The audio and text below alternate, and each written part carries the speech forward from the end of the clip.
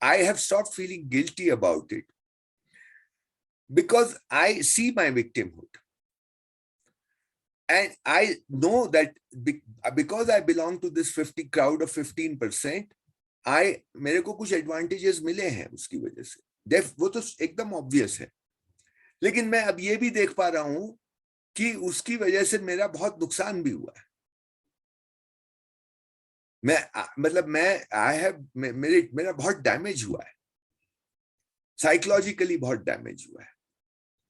और उसका जो प्रमाण है वो ये है कि मैं अपने ही लोगों से कट गया हूं। ये जो तुम 85% लोगों से, तो 85% के साथ मेरा जो रिश्ता है वो सहज नहीं रह गया। मैं जब बहुत सेंसिटिव हो जाता हूं तो मेरा रिश्ता पेट्रनाइजिंग हो जाता है उनके प्रति। वो पेट्रनाइजिंग रिश्ता भी सहज रिश्ता तो नहीं है ना। And if you patronize someone, it is not सहजता। सहजता तो इक्वालिटी के साथ होगा of a certain kind. Equality doesn't mean that मेरी इनकम और उनकी इनकम एक होनी चाहिए। जैसे मेरी दादी का इस 85% के साथ सहज रिश्ता था, even though we belong to that 15%, even then. Yeah. So this I have understood only now in the last 10-15 years, these nuances of this, this damage. And this has happened in my case in the last 3 generations, from my grandfather's age to my age. My grandfather, my grandmother were not alienated from this 85%. They spoke the same language, they spoke the same idioms, they understood each other, their decision making was same. My decision making, in my generation, the decision making is different. And I can't speak to that 85% anymore in a सहज manner.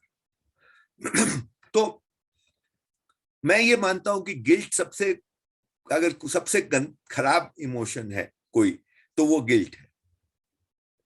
और इसलिए guilt तो छोड़ देना चाहिए। हम हैं, इसको स्वीकार करना चाहिए। अब ये है कि क्या किया जा सकता है। तो अब अपने को यही किया जा सकता है कि अपने इस चीज के बारे में अवेयरनेस बढ़ाएं। यह चीजें हमको दिखाई देने लगे, जो तुम बोले दिखाई ही नहीं देती है लोगों को, हम लोगों को दिखाई देने लगी। ये बड़ी बात है कि ये हमको एटलीस्ट रोग तो दिखने लगा, बाकी लोगों को रोग दिखता भी नहीं है। और मैं ये भी मानता हूं कि जिनको नहीं दिखता उनमें बहुत लोग इंटरेस्टेड भी नहीं है कि उसको देखा जाए। Well, they're not bothered. क्यों? Why should they be bothered? I mean, you and I are bothered. We are mad. Why should everyone be bothered? And that things don't happen that way. But उसमें 15% में कुछ लोग होंगे जो अगर sensitize किए जा सके, तो they will understand and they will be concerned about this issue. अब हमारा तो ये है कि भाई एलियनेट तो हम हो गए, लेकिन हम क्या उस 85% की खूबसूरती को पहचानने के लिए भी नालायक हो गए क्या, नाकाबिल हो गए क्या? मैं नहीं मानता, मैं ये नहीं मानता। मैं ये मानता हूं कि even despite all the damage, we are quite capable of understanding their decision making process, कि वो किन आधारों पे अपना डिसीजंस लेते हैं, अच्छे बुरे के उनके क्या मापदंड है, वैल्यू सिस्टम्स उनके क्या है, हमारे वैल्यू सिस्टम्स क्या है। हम अपने जीवन में, रोजमर्रा के जीवन में जो 50 निर्णय लेते हैं, उसके वो भी लेते हैं, उनमें क्या फर्क है? Is it our decision? How much is it materially driven? And उनके decision, how much is it materially driven? ये थोड़ा बारीक मामला है, इसको थोड़ा और बारीकी से देखना पड़ेगा, बहुत सेंसिटिव होके देखना पड़ेगा। इसको इंटरव्यू करके आप नहीं पहचान पाएंगे। तो ये मुझे लगता है कि ये अल्टीमेटली मामला ये है। और मामला इसमें ये है कि इस 15% में अपने को, क्योंकि अपनी उन्हीं से बात होगी, यही 15% से ही अपनी बात होगी। ये जितनी वर्कशॉप्स हम लोग कर रहे हैं, जितना यूट्यूब पे हम कुछ डालते हैं, तुम ब्लॉग लिखते हो या हम टेलीग्राम चैनल चलाते हैं, वगैरह वगैरह वगैरह वगैरह, ये it is addressing only those 15%. So why are we doing it? My answer would be कि हम तुक्का लगा रहे हैं।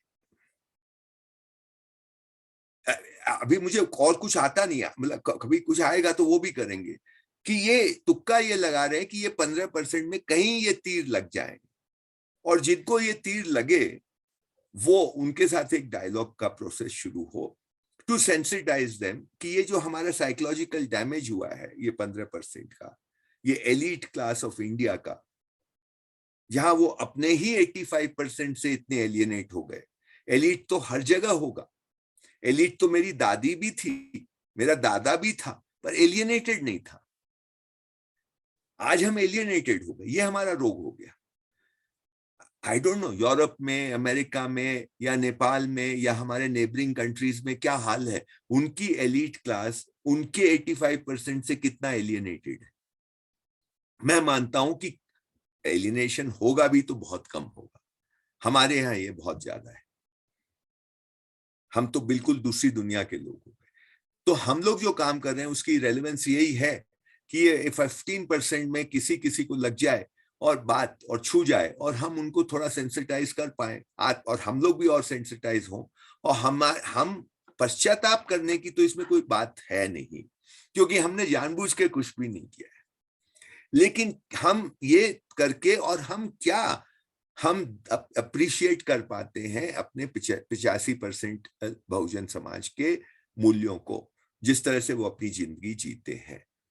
अगर उसमें कुछ खूबसूरती है तो उसको हम लोगों को बाहर निकालना चाहिए, उसकी बातें होनी चाहिए, अपने बीच में भी होनी चाहिए, और कभी मौका लगे तो वो 85% के साथ भी होनी चाहिए कि दिस इज कितनी खूबसूरत बात है जो आप बचा रखे।